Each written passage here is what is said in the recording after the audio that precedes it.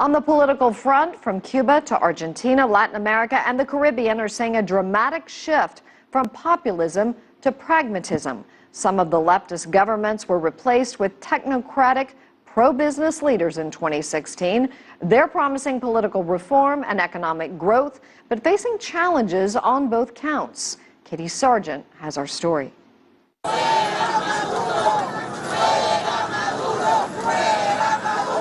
The sound of Venezuela in 2016, an unending wave of protests against the socialist government of President Nicolas Maduro. The latest unrest is over his decision to pull the widely used 100 Bolivar note out of circulation. Maduro said it was to stop currency smuggling, but the highest inflation rate in the world had made the notes practically worthless anyway. Despite the country's economic collapse, Maduro is still in power.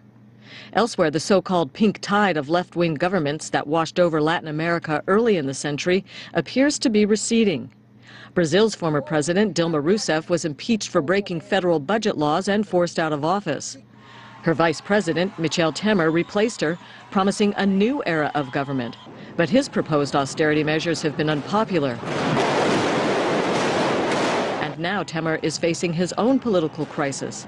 Allegations he took illegal campaign contributions alongside Rousseff from a major Brazilian engineering firm. He's denied accepting illegal donations.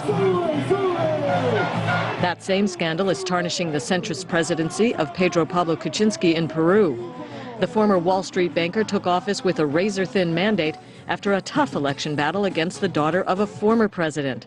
Prosecutors are now looking into whether he took kickbacks to help secure contracts when he was prime minister. In Argentina, Mauricio Macri promised he would get the economy dancing again and spur economic growth when he took office in 2015, replacing his predecessor's socialist program with a more business-friendly one. But the economy sunk into recession, and now at the end of 2016, he's shaking up his economic team, asking the finance minister to resign and reorganizing the ministry. The turnover in Latin American leadership will continue in the new year.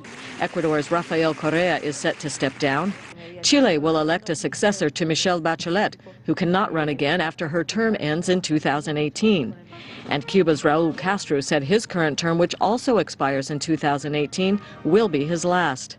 Over the next 2 years, nearly half the countries in Central and South America will hold presidential elections, testing whether the region's turn to the right is a temporary detour or a new political direction.